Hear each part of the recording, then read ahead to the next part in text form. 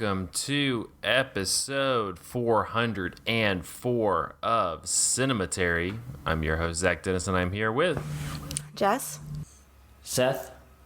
In today's episode, we're going to be talking about movies that we saw this week in part one.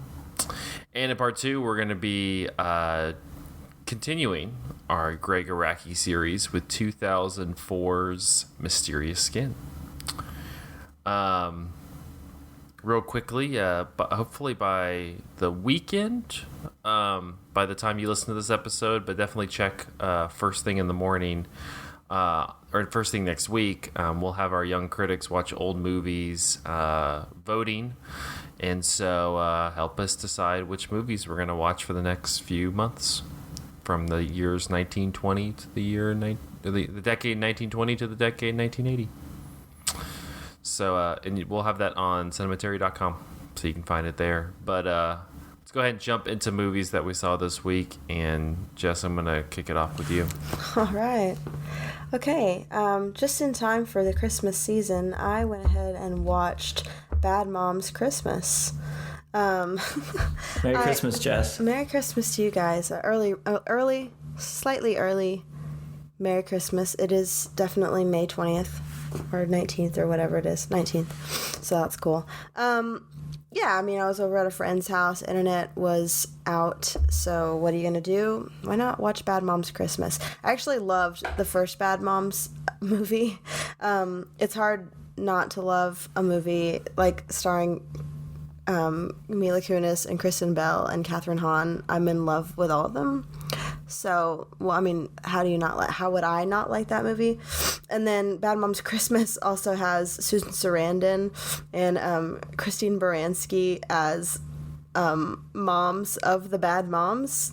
Worst moms. It's like bad moms and even worse moms. And it's...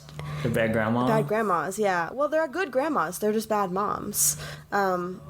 That's the whole thing. It's easier to be grandma. Yeah. I mean, it seems like it would be a pretty decent gig, but unless you end up becoming a grandma who becomes a mom, but that doesn't happen here. But anyway, so Bad Moms Christmas stars the titular bad moms as they are approaching Christmas season. I found it really very refreshing to just watch a movie where people are just talking about, hey, you know what? Christmas season is incredibly exhausting. The pressure is so high. Who the fuck has time to do all this shopping and all this decorating? And it's like every year I feel like I get increasingly stressed out about Christmas. And I don't even have kids, so I don't even know what the fuck I get so stressed out about.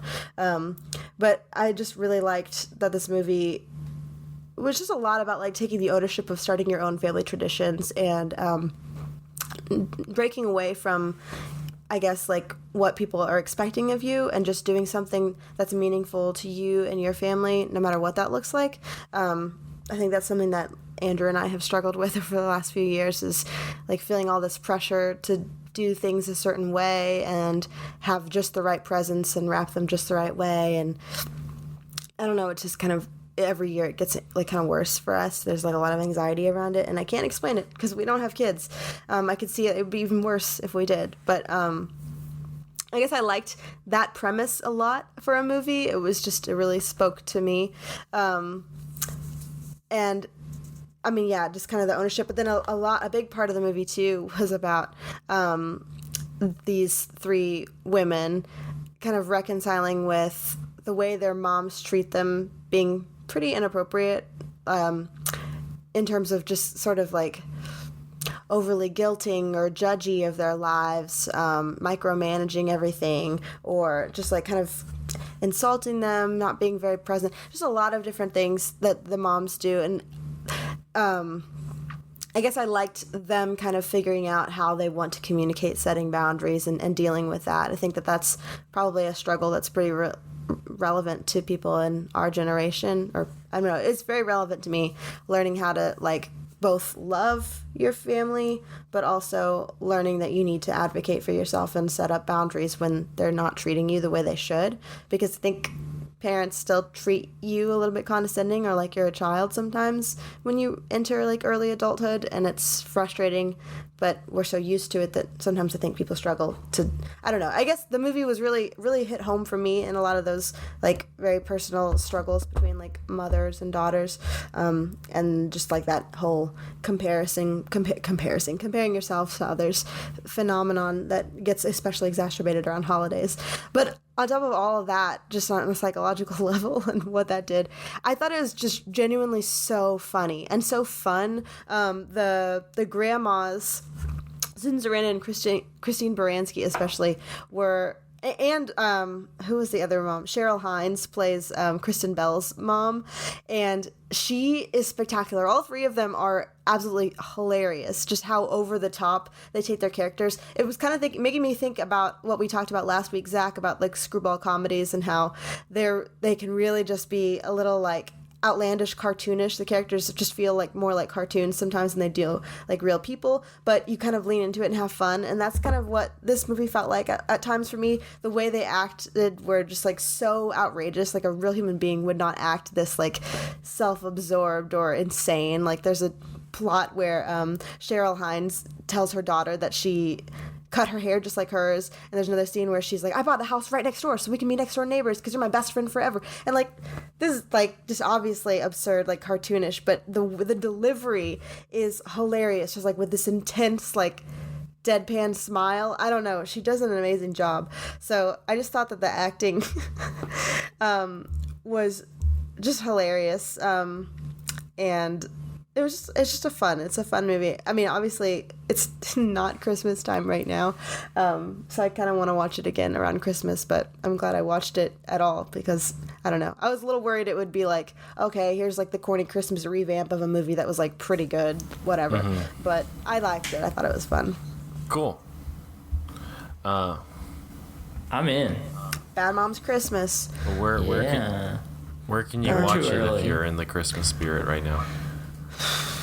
Yeah, if you're in the Christmas spirit right now. I mean, we watched it on DVD, but I think it's on Amazon, iTunes, anywhere you get your movies. Zach does not sound like he's in the Christmas spirit. I think you need to get in the Christmas spirit. It's 90 degrees outside right now, so I'm not in the Christmas spirit. You're not? Yeah. It was a perfect escape from the heat and the work stress and all the good stuff going on. Made me feel like, wow, I'm so glad it's not Christmas, but also wouldn't that be nice to have some loving holiday cheer? No, it wouldn't. I'm so glad it's not Christmas. In a way, our part 2 movie is a Christmas movie, so it's really... It's true. It is. It's true. Yeah. He brings it all around, Zach. Seth, what do you got for us? I got Black Lizard from 1968. I'd never heard of this, but it was just waiting to find me. I was real into Yukio Mishima. He's this Japanese writer. There's a Paul Schrader movie, the guy who directed, the guy who wrote Taxi Driver. He made a movie about him called Mishima. And he has this just like insane life of being, he's this Japanese, like kind of wants to go back to, he believes in imperialism and he's kind of nationalistic, but at the same time throughout his whole life and career he struggled with being in the closet and like being gay and like having a wife, but like definitely seeing men and stuff and being this like sensitive poet on the side as well. He wrote these like really intense books and plays, and this is based off of one of them. And they always have a lot of like, again, that mixture of beauty and violence, which Mishima's life eventually ended in violence, which was an attempted coup on the government that didn't go well, and he wound up committing seppuku like right then and there. So you really get, even in this little movie that was based off of just like a one-off play that he did, you get a bunch of this like crazy mix of beauty, poetry, and also just like crazy off-the-chain violence, which it's a like this caper sort of. It's like I don't know if it's like kind of capitalizing on 007 being a big deal at this time or something, but it's like a detective secret agent kind of thing. They're trying to race against time to get this daughter back of like some guy. I don't even remember. The plot was pretty crazy. There's like so many like twists upon twists. But the best part is it mainly focuses on the titular Black Lizard, who is played by Akihiro Miwa. I probably said that wrong. I apologize. But she was, or is, she is a drag queen of that time. And she just, they have her in sort of divine fashion just play a woman the entire time. Like because it's the 60s, you keep on waiting for them to maybe like feel forced to like say something about it, or for her to be like revealed at some point, but she just plays this supervillain woman who's behind everything, and she just like is so entrancing in this role. She falls in love with basically everyone she comes in contact with, including the hero of the movie, who is her, arch nemesis. And she just like can't help herself in all this like great and very great fashion. And she builds like dolls, like human dolls out of dead bodies and stuff. That's like part of what she's into. It's like she's kidnapping people to make like dolls out of them and statues. And it's pretty damn tripped out, psychedelic.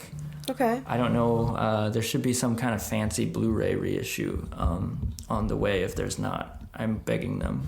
But it's pretty good YouTube rip of it that you can watch. Black Lizard. Big recommend. Black Lizard. Yeah. Sounds like wild, man. It's a good time, and I'm definitely going to be looking for more of those Akihiro Miwa movies. That I think she only did like 2 movies, or he. I'm not sure what the pronouns they use, but yeah. Yeah. Is there a lizard? Yeah, sure. There's a couple of them.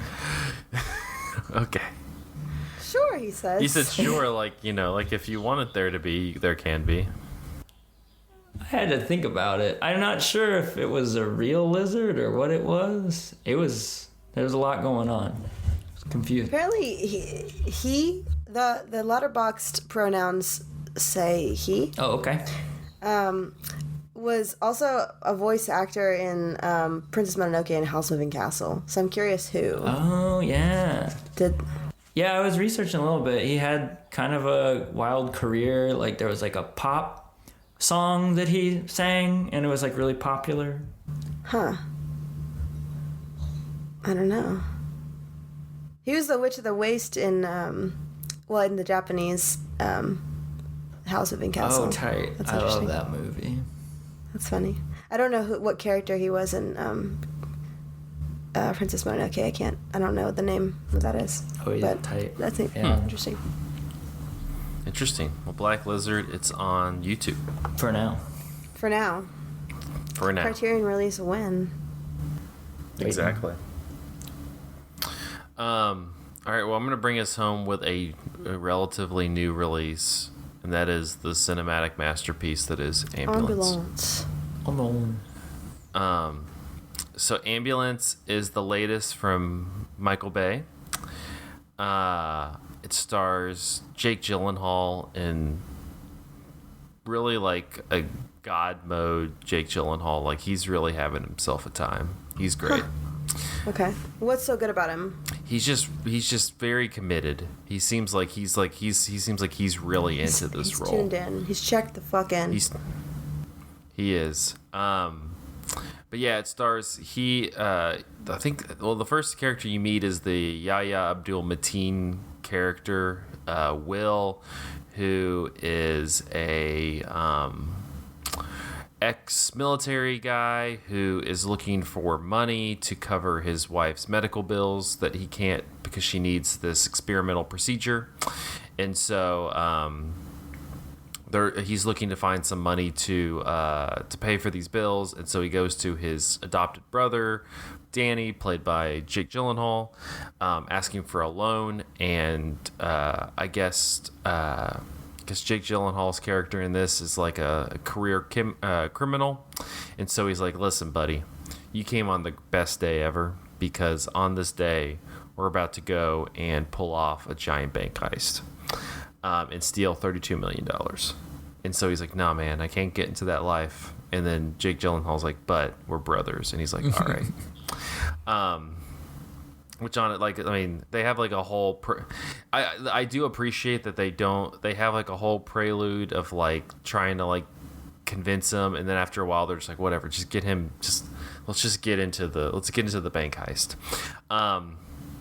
Yeah, so the first part of the movie is very Heat influenced. It's just this very elaborate bank heist. The only downside to it is that you just kind of jump in. You don't. One of the best parts of like bank heist movies is when you like get to go through the whole part of like them planning and going through all the intricacies of how they're gonna pull off the bank heist, and you don't really get that. You just kind of jump face first into it. But naturally the bank heist goes awry, and so as they try to escape, Will, the Yahya Abdul-Mateen character, accidentally shoots a police officer, and this ambulance comes in to the parking garage that they're in to get the police officer, and whenever they arrive there, the Yahya Abdul-Mateen character and Jake Gyllenhaal are there, and so they hijack the ambulance. So it's those two guys with Isa Gonzalez as the EMT, and then the injured police officer. And so the rest of the movie is just them in this ambulance driving around Los Angeles while cops chase them with like cars and helicopters and all the stuff. And they're driving around in this ambulance, and they're trying to not kill this cop who's in the back. I mean, at times they're like performing surgery, and like the woman, the Isa Gonzalez character is an EMT. She's not a surgeon or anything. So like she like FaceTimes this guy who she used to sleep with, who's a doctor, and like he's FaceTiming another surgeon, and like these two, the doctor and the surgeon, are like explaining to her how to get a bullet out of this guy's spleen. And it's the greatest. And like at the same time, they're driving 60 miles, like 60 plus miles per hour, like on a highway through Los Angeles, and it's the best. But no, like this movie is legitimately just incredibly fun the entire time. Like it has like that first part Heat influence, and then it shifts into kind of like a Speed, Keanu Reeves, Sandra Bullock influence, where it's just it's a lot of these very like base level characters. You have the Yahya Abdul-Mateen character who is just kind of trying to keep a level head. You have the Jake Gyllenhaal character who's like gradually getting more and more unhinged. You have all of these different police trying to kind of get in and pick them apart. And so like on the kind of narrative level, it's just really fun. Like it's very, I think all of the actors are kind of just locked into like these fun action roles. But honestly, what kind of drew me in was also just like on a technical level, it's incredibly impressive. Michael Bay I've never seen drones used like this, and so the way he uses like drones to capture like a lot of the scenery is incredible. There's one shot where the drone is probably at the top of this skyscraper, and you like have the shot where he's like looking, and then like it's almost like a roller coaster where the drone just like rolls down the building and goes like shooting down the building, and then like pulls up again. Ooh. But like pulls up into the road, and like the car comes this way and like pulls up into the road like with the car. It's just incredible, and like the way that it just like flows. I mean, I saw some people talking about like the the kind of kinetic filmmaking is honestly close to like the level of something like a Fury Road. And I would agree, like the way that he utilizes the drones within the filmmaking is really just like something to behold. Like a lot of the action sequences are shot in just this engaging way, because you have like the camera swirling around, but then you also just have the drones kind of creating this very like it's not a jerky fashion. It's just kind of like it's just this very like you really kind of roll with the turns, and you roll with like you feel like the effects of like the jostling of the cars and the turns, and it's something that I would love to see if they would get like somebody to let Vin Diesel do something, let somebody direct a Fast and Furious movie and get super creative with it. It'd be really cool to utilize in like a Fast and Furious movie where you have all these cars going these different places, and like utilizing the drone technology to kind of create this it does compared to like a camera where you have it like on the rig and you're moving around, like this feels much more like another vehicle that's going along. And so like on a technical level, it's really engaging to watch. And yeah, I mean, I don't know. I'm not going to categorize myself as a like giant Michael Bay fan. I have liked though his last two, because I liked Six Underground as well. Yeah, it's his last two. Yeah, Six Underground, also great.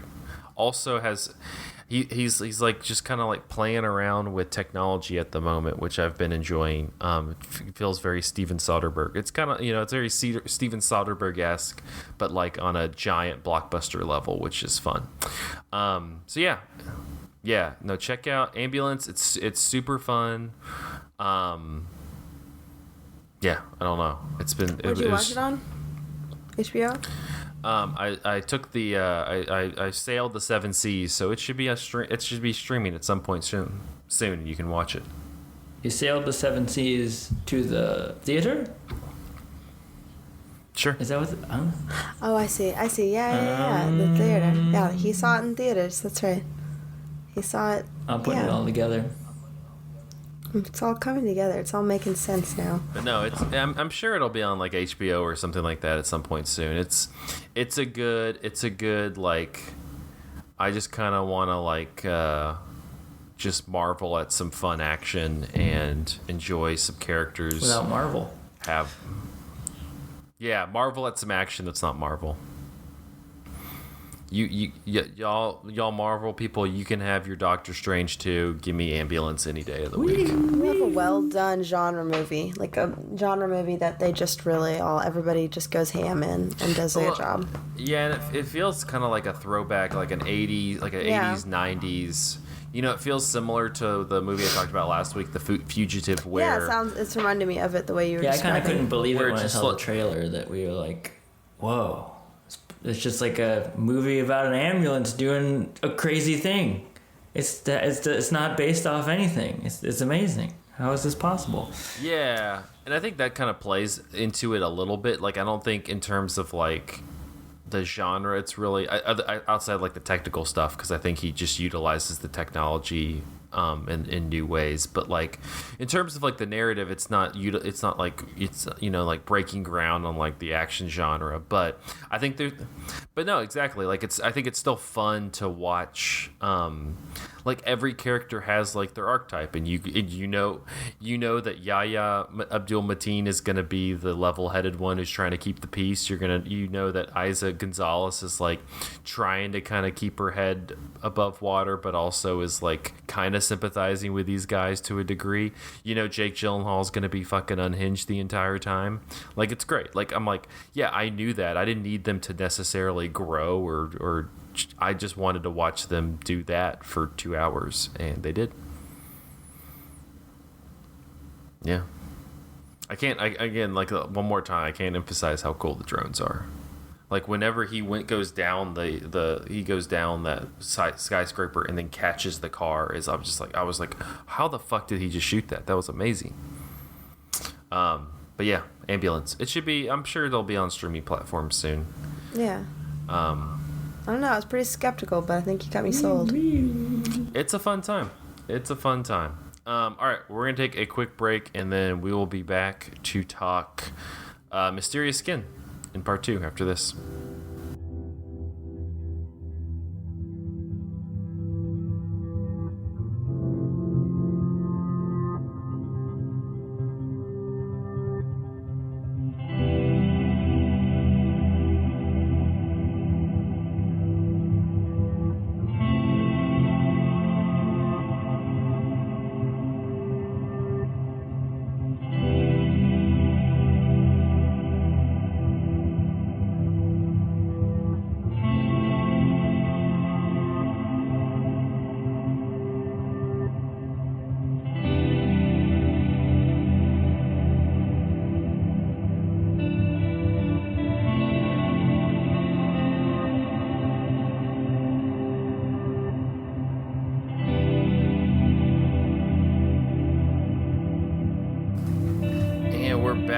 Part 2 of episode 404 of Cinematary. In this part, we're going to continue our series on Gregg Araki with 2004's Mysterious Skin. As we said there, written and directed by 404, 2004, 404 error. Man, it's all adding up. Written and directed by Gregg Araki, the film stars Joseph Gordon-Levitt, Brady Corbett, Michelle Trachtenberg, Elizabeth Shue, and Bill Sage. A teen hustler and a young man obsessed with alien abductions cross paths together, discovering a horrible, liberating truth. In 2005, speaking with IGN, Joseph Gordon-Levitt said about his role in the film, quote, "I was really looking to do something good, which sounds obvious, but there's a lot of stuff that's not made with the goal of being good. It's made with the goal of making money or doing what other people tell you to do. When I first read the script, I just said, my God, whoever wrote this really cares, loves, and believes in what they're writing, and it's so rare. It really is a different role for me, and I'll always be really grateful to Gregg for believing that I could do a role like this." Michelle Trachtenberg, speaking to IGN in 2005 on her role in the film, said, quote, "I had been looking at independent scripts for a long time, and I had been offered some really cool roles, but just nothing that I ever connected with. And then Mysterious Skin came along, and I was actually filming in Prague, a big studio movie. I thought, well, this is such a sweet way to sort of slide into the world. It's very shocking, but it just read so well, and it felt so beautiful just on the page. So I thought, well, this must be some great effort.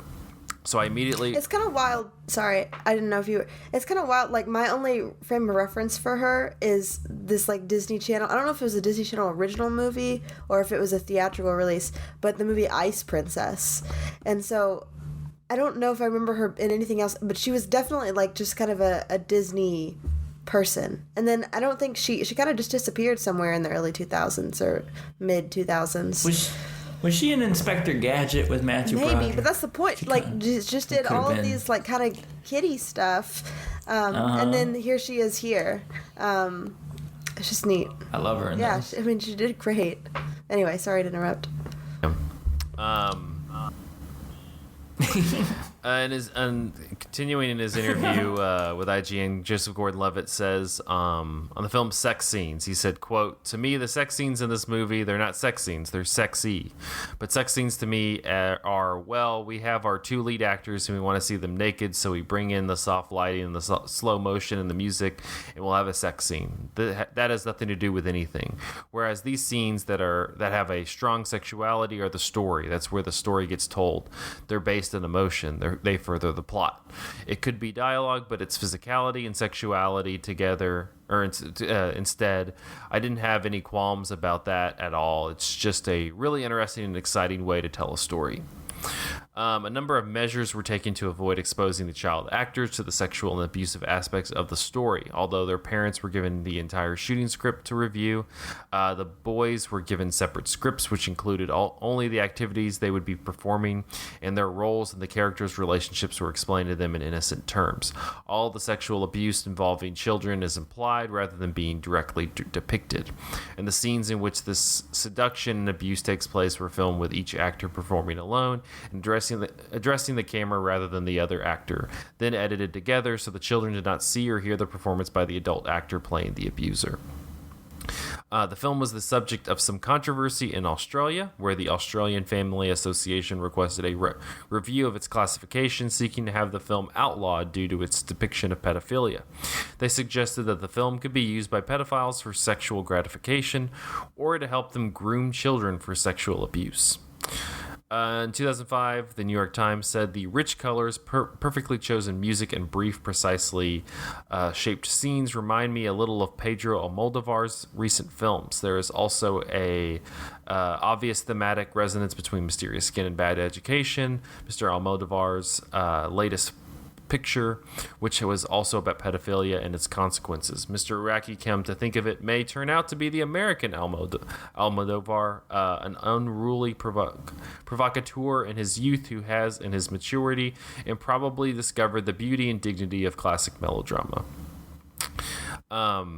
The Washington Post in 2005, of all the representations of pedophilia in movies recently, Mysterious Skin might be the most unflinching depiction of how sexual predation reverberates over time like toxic ripples through a pond. And in 2005, Roger Ebert said, Mysterious Skin is a complex and challenging emotional experience. It's not simplistic. It hates child abuse, but it doesn't stop with hate. It follows the lives of its characters as they grow through the aftermath. On that note, let's talk a little bit about the film. Jesse, what did you make of Mysterious Skin? Wow. I mean, I already knew I was a fan of Gregg Araki, but I think this kind of, I don't know, for me solidified that he's probably one of my favorite living directors right now. I think it's my favorite of him, and I think it's really just kind of a masterpiece. It does, I think it just so interestingly blends so many of the things that he's been doing as we've been watching his movies, where, he has these queer characters in their stories, and in a way it is kind of like a tragedy, and he does deal with a lot of tragic experiences of queer people, but also makes them lively and really brings them to life. I mean, Joseph Gordon-Levitt's character has some of the energy and chaoticness that you see in some of his other movies, but this time it all feels much more controlled. And that's what I think is so neat about it, is it finally really seems like he is sitting in the driver's seat and he's really driving and he knows exactly where he's going here. The whole thing just feels so perfectly pieced together with such a sensitive topic too. I mean, it's I think what's so interesting is, I'm sure it's an experience that plenty of people have, but it's so hard to talk about, and it's so hard to know, can we have these conversations without it being triggering for people, or without it just bringing up only painful emotions, or is it okay to have some of that painful emotion, while also seeing that you're not alone in that pain? I can't answer that because, those experiences are not, I don't have those exact experiences like what you see in the movie. But I think what also I think is interesting about it is how it, I guess it shows you, number one, how kind of smooth talking somebody like an abuser like that could be, or how they very, very slowly groom. I think for me that was particularly sad but interesting, as I work with children, to think about how they could be tricked pretty easily into abusive situations like that, as what grooming could actually look like. I feel like it gives a very realistic presentation of what that could look like, but also how children, as they build trust with somebody, might not frame this or understand it as bad, because this is somebody they trust and felt safe with, and they're being told by somebody they feel safe with that this is okay. So like how that memory can live in like this innocent or like safe spot in their mind for so long, and how like so much later it can click for them, like, wait a minute, the way I was treated was not okay. And what do I do now? How do I rebuild when this was so big a part of my identity? How do I rebuild? Like, what do I do with myself? It's just a story that I don't think that you see shown like often at all. It's really not something that's shown, and then shown so realistically and so sensitively.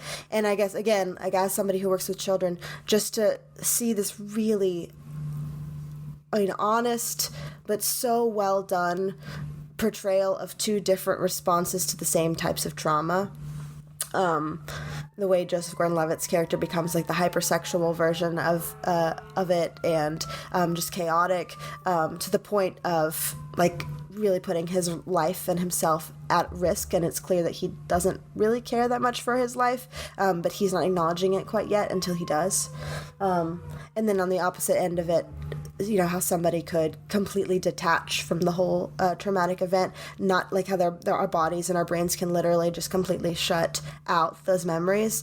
I mean, it's amazing how our bodies protect us and how our brains can protect us from pain like that, in such vastly different ways. And it's so hard to know what your trauma response will be until you experience trauma.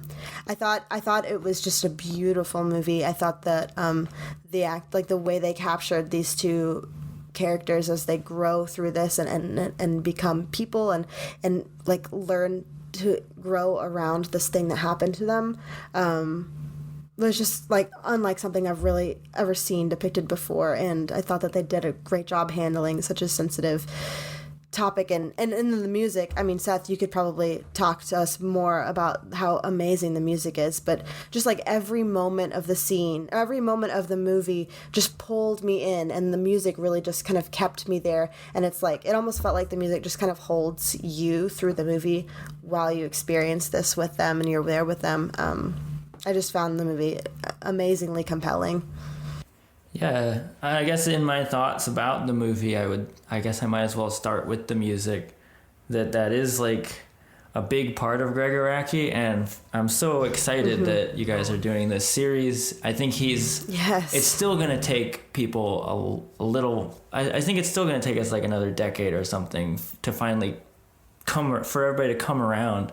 I feel like he's still so Criterion release underrated. when? Yeah, like, and this movie in particular is still going to be seen like only later from now, increasingly, to be this movie that people are going to be like, wait, Joseph Gordon did what and was in what movie? Like almost like this is like his early work too. Oh yeah, almost like Robert Mitchum in like Night of the Hunter, like only in like. They would have never given a shit about that performance like during its time, but like this one, I hope gets more love as time goes on, even though it is a difficult movie in a lot of ways.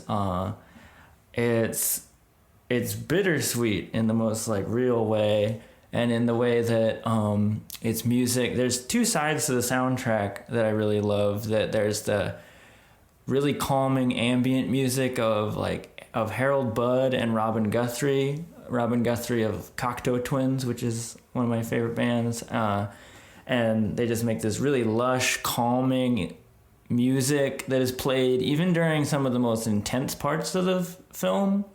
Then the flip side is all this shoegaze music, which, if you don't know, shoegaze is like this big 90s kind of weird guitar music phenomenon that is all throughout Gregg Araki's filmography, is such a huge, big deal. It's all about making like ugly, big, noisy guitar music that is also really pretty, like with like pretty vocals on top of it. It's all about that like sweet and sour thing going on. Very summer vibe, very Araki. And I think it's not in here. It is like interesting that it's not just like a throwaway sort of idea, and it is, like you said, Jess, like this is a movie that this guy has been working his way up to, I feel like. And even in something as inconsequential as like his favorite genre, which is shoegaze, that filters into this, that so much of the movie is about complication and how it's both pretty and sad and like repellent and like intoxicating and dreamlike. I know that was always my big thing about that kind of music, and that's my big thing about this movie, is that it's closer to reality, even though it kind of has like a intensified atmospheric kind of realism going on, but it's closer to reality in the way that like how people actually work, which is that these things are not so, even though we as a society have to treat things like they are, like the things that this guy does, the baseball coach, are evil. This is wrong, absolutely wrong. Yeah, but we paint them as these like villains, like, oh, they're going to be these ooky, spooky, like yucky villains, and that's not what they look like.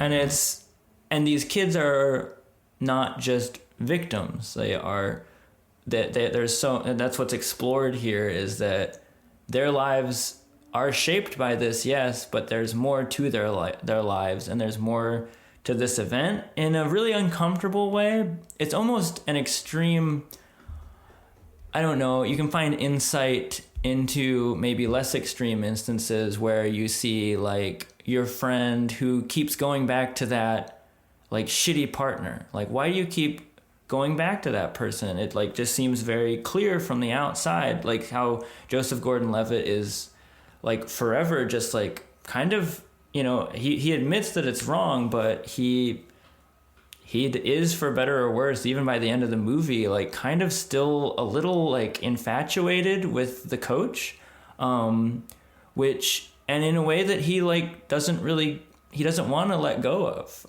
which is it's a very real thing. Again, like people who are in like abusive or difficult relationships that they just can't get out of, it's like, that's a very real thing in the world, and it's communicated here in a very empathetic and, again, intoxicating, intense way.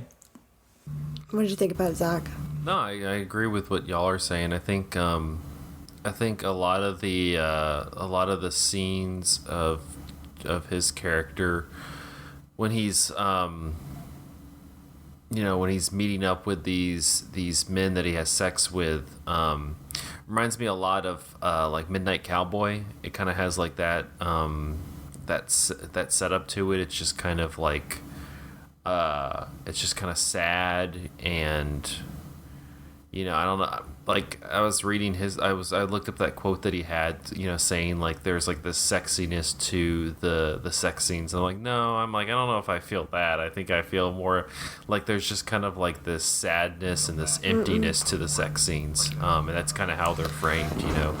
They're just like, they're very transactional. And that's kind of how they're conveyed. He does like those like the medium shots in the kind of close-ups where you're just kind of the two characters are kind of just like looking at each other, but there's not really this intimacy. Like, yeah. It's just kind of this very like transactional, not always abusive. I mean, there are like the abusive scenes for sure, but a lot of them are just kind of like, right. From especially like when he gets to New York and you have like the first sex scene that he has, compared to the second one where right. The guy who has AIDS who just kind of wants somebody to touch him. Yeah, it's just like that scene was so, I don't know, to me powerful, because I think I felt like, it was really just trying to help. It made me think about like how lonely that man must have been, like it came off as like maybe a little kind of creepy, but also just genuinely like sad and touching how lonely he must have been to just like, I haven't had touch or contact in so long. Can you please just rub my back? Like, I promise, like there's nothing more is going to happen, but I just need like the company of somebody because I'm so alone. He doesn't say those words, but oh my God. Yeah, not a throwaway episode either, that it is factoring into the sex is not, there's so many different kinds of things that we're all looking for, and that's like all this guy wants is just touch. And In the same, yeah, in a lot of ways, I agree that the sex scenes are like sad with Joseph, but they are like also, I don't know, we're also getting a window into someone who is looking for something that is just, again, kind of repellent to us all. He's looking for men that, like, I think what he wants is like men that are older than him, or like this sort of like he's wanting to replicate this thing that should not be replicated, and also like can't be replicated. And kind of, and in his way, kind of like playing through it from like the opposite power dynamic, right? Where like I'm replaying this, but I'm in charge now,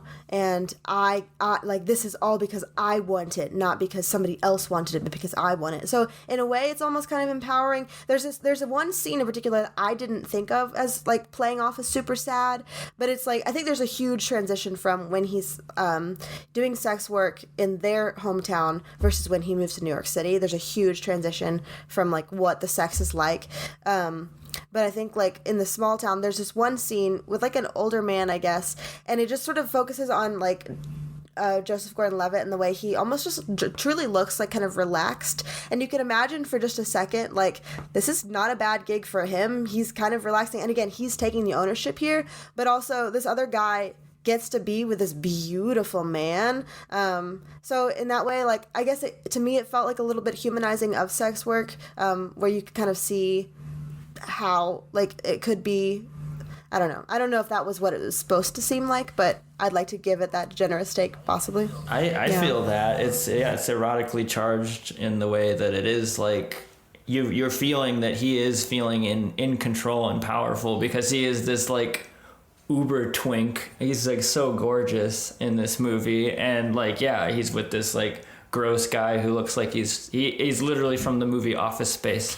Well, and he definitely has like this, like you say, he's definitely in control of the situation whenever he's in his hometown. But then when he's in New York, like it just kind of, it just becomes much more pronounced. And so like that's where he kind of spirals, is that those people take over the situation, and that's why to me, it reminds me of a lot of like Midnight Cowboy, because it just kind of it's a lot of like situations where the character just kind of feels a little bit like overmatched or unprepared for like the intensity that the diversity of different ways that people interact are in New York City compared to like Hutchinson, Kansas. So, but Seth, this is the first one that you've been on. I mean, for you, where does this movie rank for in Gregg Araki's filmography? And I mean, what if not this one, which one is the high ranking one? Oh yeah, it's the best. It's definitely what his career was moving towards, I think, and something he really was just meant for him. I'm halfway through the book, actually, that's based off of, which is incredible. And even just reading it, it's full of, it's just meant for him. It's a lot of like what he put in there. It's pretty hard to tell like if it's Gregg or if it's Scott, the writer, because there's tons of just like emphasis on color, emphasis on like bright colors especially, and like this sort of like sweetness and sourness and all this stuff that's going on in this. It feels like a heightened reality in the book too. It's focusing on a lot of this, and it's like sensory, very atmospheric.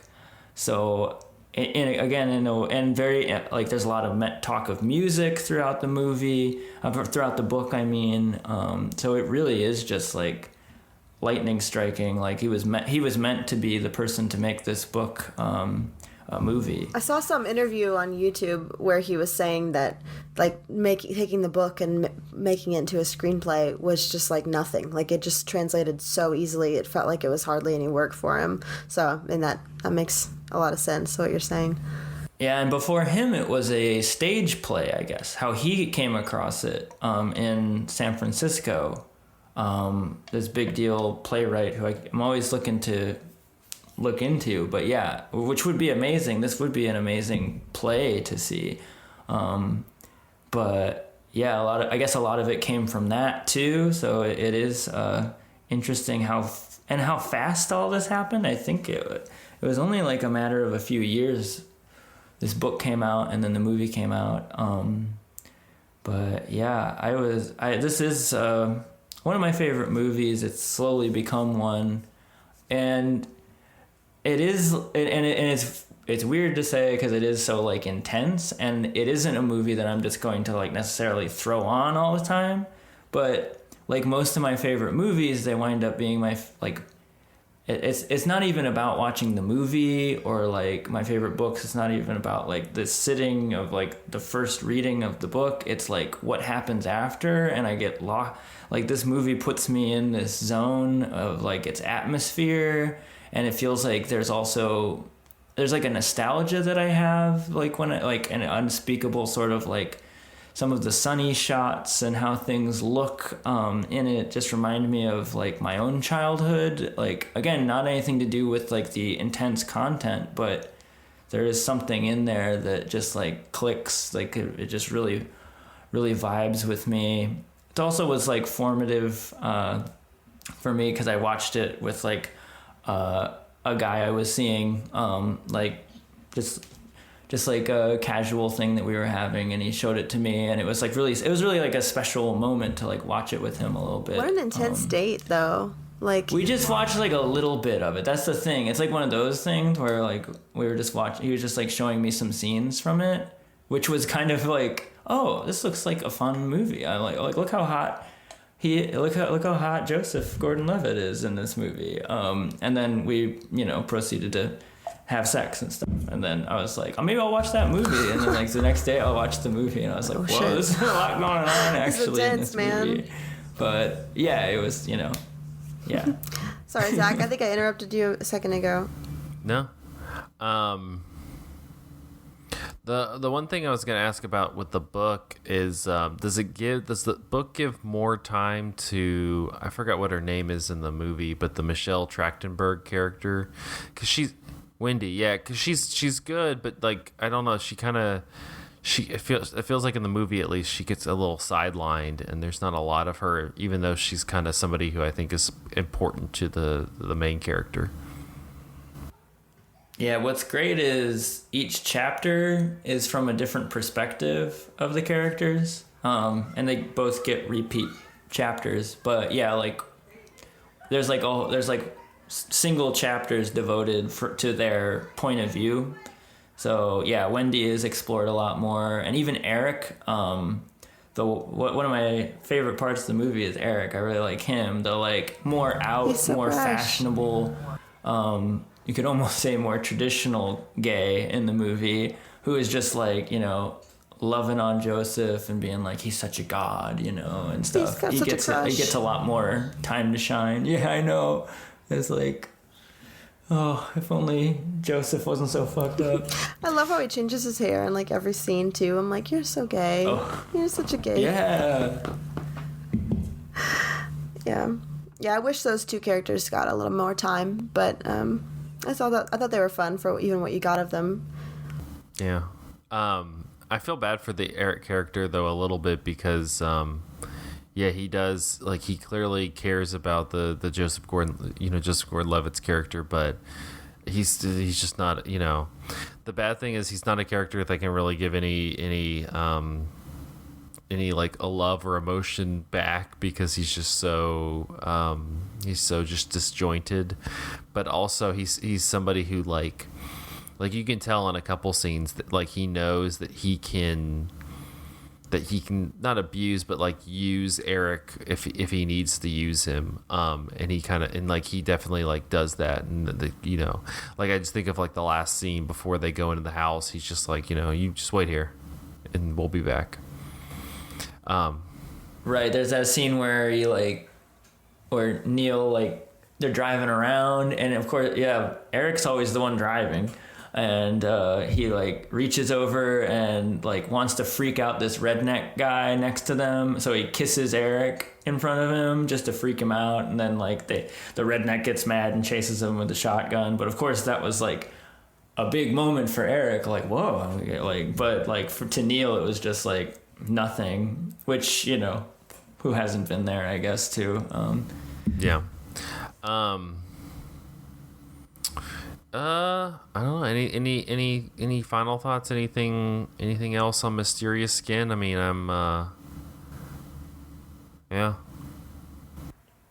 Well, what I compare this one to is we did a Larry Clark series on my other podcast, and those movies did not age well for me at all. Like Kids and Ken Park and things like that, which in a lot of ways are very similar to Gregg Araki movies, especially this movie in particular, that they are about, like, they're very youth-centric, and they're about the danger that youths can get into, especially influenced by adults and stuff like that. But I was just like really struck by just how much better this is, and how much more of, and it's not that it's like being like guarded and like being a PSA or something, like in comparison, like it's just so much more responsible because it is more empathetic, this movie, toward, like, it seems like Gregg actually does care about kids, where like something like Larry Clark and a lot of like what maybe Gregg was even a part of, like, was in the scene of like the 90s of like skater kid culture, stuff like that, which seemed way more exploitive and way more just about like, can you believe the crazy shit kids get up to, like, where this is more like, no, it's someone actually caring. So that really means a lot in this movie. Yeah, I don't know. I think it's his masterpiece. I think it's just like such a good culmination of everything that he'd been doing in all his previous movies, just really bringing it all together, and something just so beautiful, so sensitive. I loved it. I thought it was amazing. Yeah, cue up the shoegaze. Cue up the My Bloody Valentine. All right. Yeah, I mean, yeah, it's like, even though it's so tough, there, like I said, there was something almost kind of relaxing about it, just to kind of sit back. The music just kind of pulls you in, and you're just kind of there with it, through it all. I don't know. Oh my God. Yeah, even that last scene where it's like it's finally like time to like sit down and be like, no, like, it's not aliens. Sorry, Brian. It's actually this awful thing that happened to us. It's this beautiful track, which I love listening to. I think it's called Snow on the soundtrack. And it is just like, it really puts you in where Brian is actually at, which is he's like disassociating. He's like in a trance because he's just like shocked, sort of. And just like, okay, it's coming at me in a wave, sort of. He's having to like come to, he's kind of having to like, come into reality, because it's, he's able to focus on like the UFO things, just because it keeps him unengaged from what actually happened. Honestly, he's so adorable too, with his little hair and his little glasses. Like, I almost didn't recognize him. I just gotta, like, I don't know if that's a weird thing to say, but he's just so cute. Just so precious little thing. Oh, yeah. I loved his character, and just, I don't know, just trying to find answers. Yeah, Brian's so fascinating, and it works really well in film because it follows this tradition of, like, I felt of him thinking him trying to replace real world problems with aliens is like, it's an age old like atomic movie thing, like from the 50s, right? Where we're like, I don't want to think about nuclear holocaust, but so I'm going to replace that with a giant spider. And this carries over into this. And I think there's like elements that are pointing towards that being sort of a homage to that it's like, I don't want to think about like the childhood trauma I had. So I can put it into something just like fantastical and wild, like UFOs, right? I think that's just such a beautiful through line with this. I think that, I mean, that's a big part of people processing trauma, is like restorying, writing their own stories about it in a way that makes more sense to them, you know. And so for Joseph Gordon-Levitt's character, it's about like taking power and ownership in his sexuality. And I mean, it's to an unhealthy extent where he's not really taking care of himself. And, you know, it looks like he's heading in a direction to take better care of himself and have healthier relationships. But, and then, yeah, with Brian's character, it's the aliens. And because when we don't understand something, we grasp, we need answers. Sometimes we'll put whatever answers we can just so it's not so scary, because like having some answer is better than none. And I don't know. With the help of Deb from Napoleon Dynamite. Oh my God. Who was not in enough movies. I didn't link her to that. I linked her to, she's the snail in It's Always Sunny in Philadelphia, who they throw the salt at her. Like, I didn't know she was in that. I just know her from that Alice in Wonderland movie that she was in, and then Napoleon Dynamite. No, it's they call her the snail, and they like legit literally throw salt at her, and they're like, nobody wants to salt the snail. They like throw it at her. So like when I saw her, I was like, snail. I gotta watch that. I'm a completist with her. All right, well, that'll wrap up this episode of Cinematary. You can find us on Facebook at facebook.com/Cinematary, on Twitter and Instagram at handle @Cinematary, and on Letterboxd at letterboxd.com/Cinematary. We list all the movies that we talked about in this episode. If you'd like to support the show, head over to patreon.com/Cinematary. You can either do $1 a month, $5 a month, whatever you would like to do. We appreciate whatever. But thanks to our patrons: Cam, Chad Newsom, Candace Sisson, Ron Hayes, Teresa Marsati, Titus Arthur, Tyler Chandler, and Whitney Ria Ross. Thank you so much for your patronage. Next week, we're going to be wrapping up our Gregg Araki series with 2007's Smiley Face. And like I said before, if you would like to help us with our voting for Young Critics Watch Old Movies, that will be available on cinematary.com starting next week. So definitely jump on that. But until then, thank you for listening. We'll see you then. Stay cool.